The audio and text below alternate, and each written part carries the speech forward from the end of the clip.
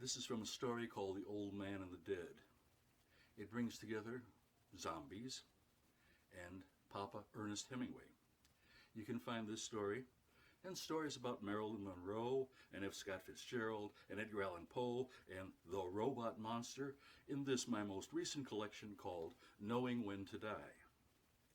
It's not a book that will change your life, but if it sells enough, it will change mine. And because the story I'm reading is set in Spain, I am wearing my official French beret. 1. An Old Man's Luck. The dusty old man sat on the riverbank. He wore steel-rimmed spectacles. He had already traveled 12 kilometers and he was very tired. He thought it would be a while before he could go on, and that is what he told Adam Nichols. Adam Nichols told him, "You have to cross the pontoon bridge, old man. He really must do that, and soon. When the shelling came, this would not be a good place to stay." The old man in the steel-rimmed spectacles thanked Adam Nichols for his concern. He was a very polite old man. The reason he had stayed behind was to take care of the animals in his village. He smiled because saying his village made him feel good. There were 3 goats, 2 cats, and 6 doves. When he had no other choice and really had to leave, he opened the door to the dove's cage and let them fly. He was not too worried about the cats, not really, the old man told Adam Nichols. Cats are always all right. Cats had luck. Goats were another thing. Goats were a little stupid and sweet, and so they had not much luck. It was just too bad about the goats, the old man said. It was a sad thing. Adam agreed. But the old man had to move along. He really should, and the old man said thank you.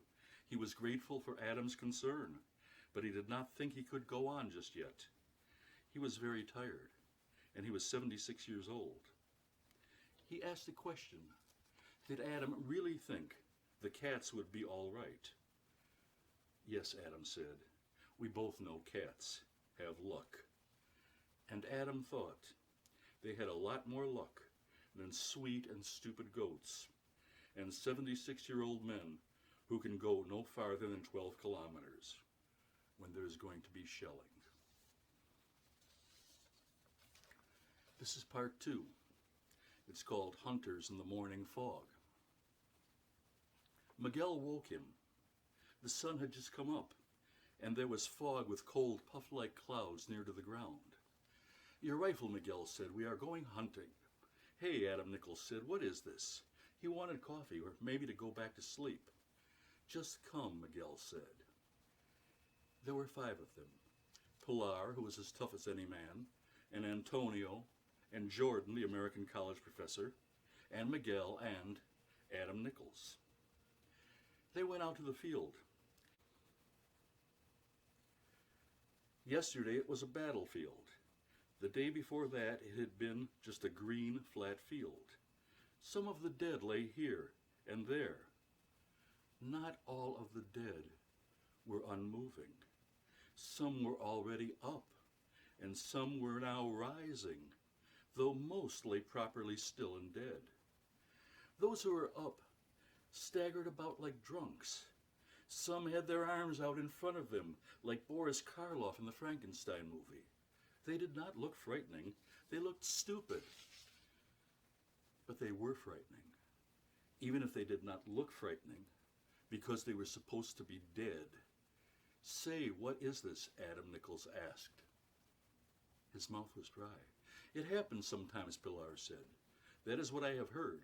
It appears to be so, though this is the first time I personally have seen it. Pilar shrugged. The dead do not always stay dead. They come back sometimes. What they do then is quite sickening. It is revolting and disgusting. When they come back, they wish to eat living people. And if they bite you, they cause a sickness. And then you die. And then after that, you become like them. and you wish to eat living people. We have to shoot them. A bullet in the head, that is what stops them. It's not so bad, you know. It's not like they are really alive. I don't go for this, Adams said. Don't talk so much, Pilar said. I like you very much, Americano, but don't talk so much. She put her rifle to her shoulder. It was an old '03 Springfield. It had plenty of stopping power. Pilar was a good shot. She fired, and one of the living dead went down, with the middle of his face all punched in. Come on, Pilar said, commanding. We stay together. We don't let any of these things get too close.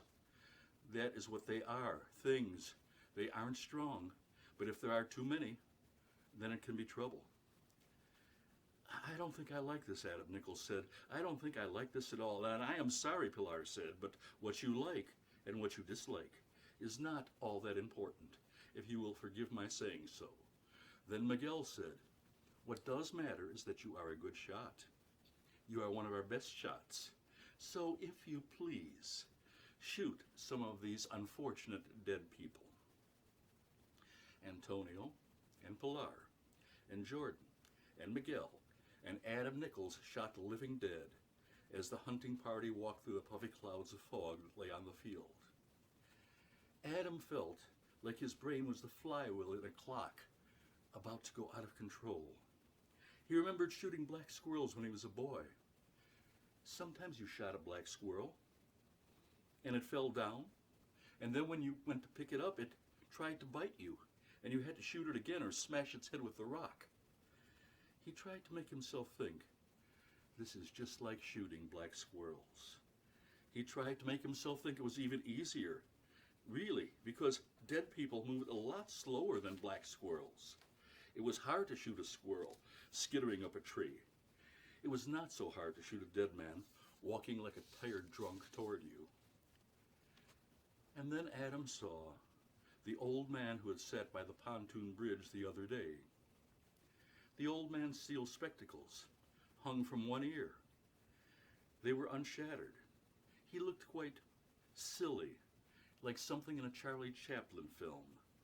Much of his chest had been torn open, and bones stuck out at crazy angles. There were whitish, tubular-like things wrapped about the protruding bones of his chest. He was coming at Adam Nichols like a trusting drunk who finds a friend and knows the friend will see him home. Get that one, said Jordan, the American college professor. That one, he's yours. Yes, Adam Nichols thought, the old man is mine. We have talked about goats and cats and doves. Adam Nichols sighted. He took in a breath and held it. He waited. The old man stumbled toward him. Come, old man, Adam Nichols thought. Come with your chest burst apart and your terrible appetite.